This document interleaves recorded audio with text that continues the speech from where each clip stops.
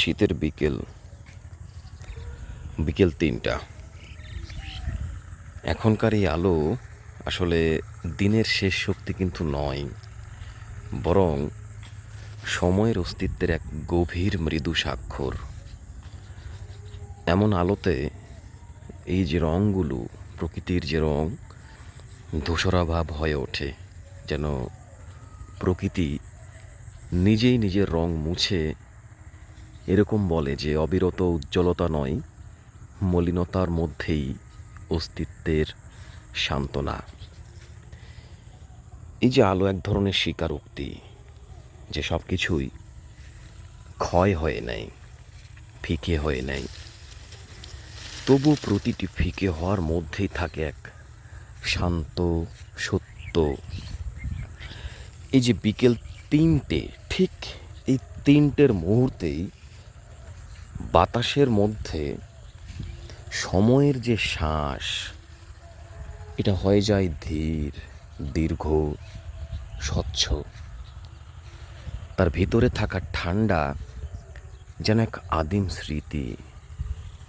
সে স্মৃতি থেকে মনে ভেসে ওঠে তাপ সব সময় থাকে না, কিন্তু প্রশান্তির ঠান্ডার ভেতরেই জন্ম নেয় সেই উত্তাপ।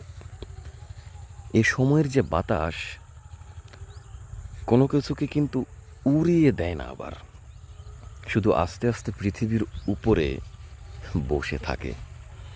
এই যে মাটির গন্ধ, শুকনো পাতা, এই যে শুকনো পাতার যে খসখস, আর এই যে দূরের বিভিন্ন যে বাসাবাড়িগুলো, সেগুলোতে চুলোর ধোঁয়ার যে পরিস্থিতি, মানে সব মিলিয়ে কিন্তু এক ধীরগতির সমবেদনা।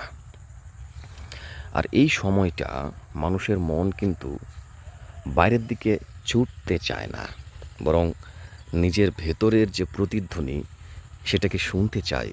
বিশেষ করে শীতের বিকেলের এই ৩টা, অর্থাৎ বিকেল ৩টা, বাইরের পৃথিবী ক্ষয়ে যায় আর ভেতরের মানুষটা গাঢ় হয়।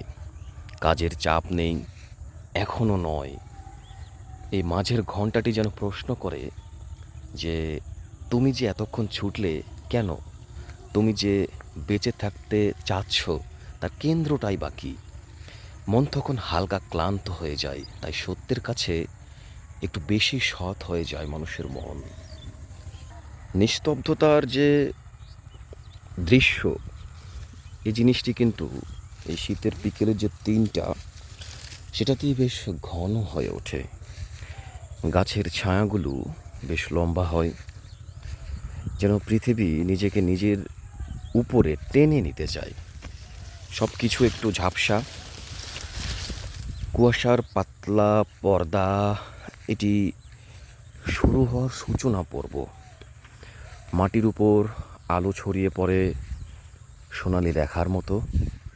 এই যে পশ্চিমের যে তীর, আলো চলে গেছে, তবু অন্ধকার এখনো আসেনি। এই অবস্থাটা কিন্তু আসবে। এই ফাঁকে পৃথিবীর যে গভীরতাটা, সেটা এক অজ্ঞাত মৃদু বিষণ্ণতা ছড়িয়েই দিবে।